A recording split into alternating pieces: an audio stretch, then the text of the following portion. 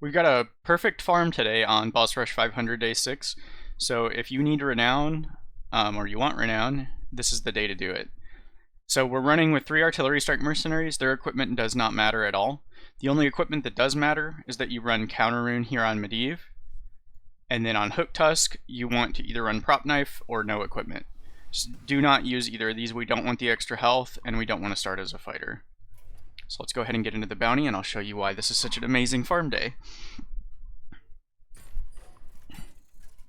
So you have a couple options on the first boss. One is to leave your front line alive and finish it in 3 turns, or we go for wiping out our front line so we have a 100% chance to hit our artillery mercenaries, which will then give us a 75% chance to hit artillery. So I'm going to kill them off here, but I'll let you know how you can do it in fewer turns if you wanted to. So turn 1, you just cutthroat Garr. And he always uses the same ability here. He goes through a cycle of 3 abilities. It goes Rock Out, and then Scorch, and then his elemental stat buff. So on this Scorch turn, you just pass. And then on this turn, you could kill him already. So if you were going to do that, you would attack with this ward. You could cutthroat him or turnabout strike him, and then you would cast all realities and he would die. But we're going to wait, and we're going to wait until he casts Blade Flurry. So he goes through the same 3 ability cycle repeatedly. So now it's going to be Rock Out.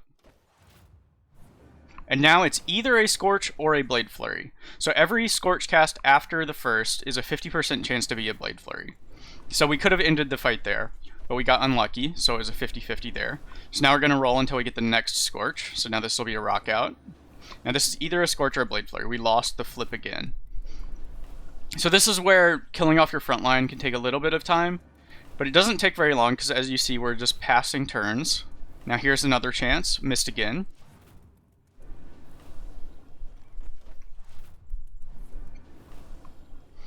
And then Scorch here. Okay, now we got the Blade Flurry. So on the Blade Flurry turn, if your Hooktusk is small enough, she's going to die anyway. But just to ensure she dies, we're going to Turnabout Strike instead of using Cutthroat to make him blue.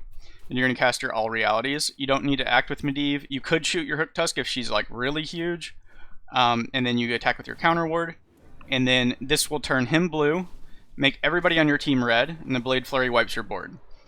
And then he'll die to the bleed at the end of the turn from the Cutthroat that we did on turn 1. And now we just have our ideal setup here where we're only hitting artillery strikes. And you don't even have to run 3 artillery mercenaries if you have enough artillery strike damage. You can just run with 2. And because this boss is green and he's the highest artillery requirement, it could be beneficial for you to run 2. So you could say cut the Edwin out of this comp, and then you would have 100% of the time, Genn would be one of your selected treasure mercenaries. So you would have a higher chance of killing this if your artillery strike is too low to one-shot him with an off-color non-crit. And then you could bring Rogers as your second, and then she would have a chance to crit here on Dragonbone. But it is 244 to kill Xaril because he's got 2 damage reduction from each of his adds. So he's got 240 green health, and then you've got the extra 4 from that pair of adds. And then the last boss, you just need 200. So I guess the minimum to farm this would be... it's not half of 244 because the damage reduction applies before a crit. So I guess it would just... your minimum would be enough for your Genn to kill Xaril, but you would have a lot more failures. It gets a lot better if you have at least 200, and it's ideal if you have at least 244 for your artillery strike damage. But that's the whole farm, so you just repeat that. It's like 3 minutes a run or less, for if you're doing it at 500, 125 a run. And I'll do one more here real quick just to show another example. So that was 17 turns, but it was obviously an unlucky... it took him quite a few 50-50 flips to hit the Blade Flurry.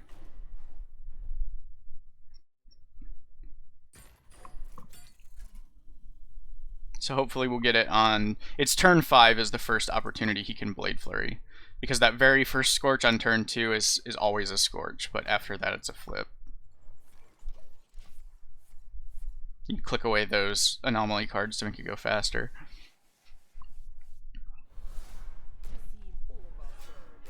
So again, we Cutthroat on 1, then just pass until turn 5.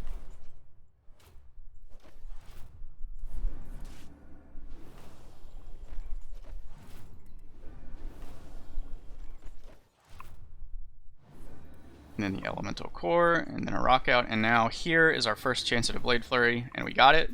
So we turn about, we All Realities, and we attack with that.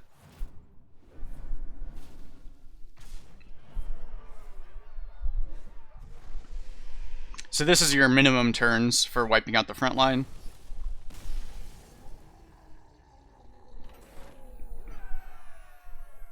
And now we just collect Artillery Strike, hopefully. Got a 75% chance, there we go.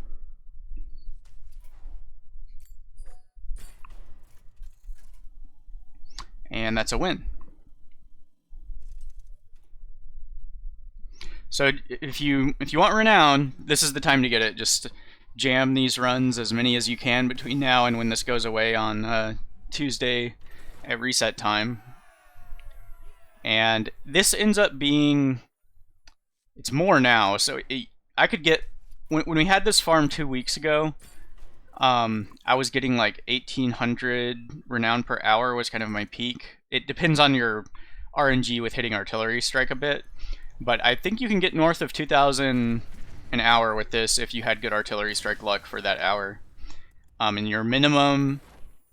I mean, your minimum would be 0 if you just hit that 25% chance to not get Artillery every single run.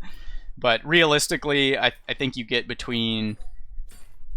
probably between 1,500 and like 2,200 per hour with this, somewhere in that range. So it probably averages out to like 1,800 per hour or something if you just spam as many games as you can.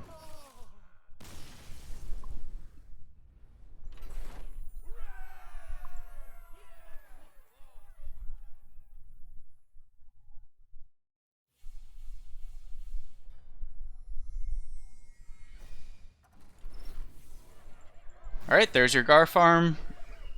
Quick and easy. 8 turns on a lot of the runs. Good luck.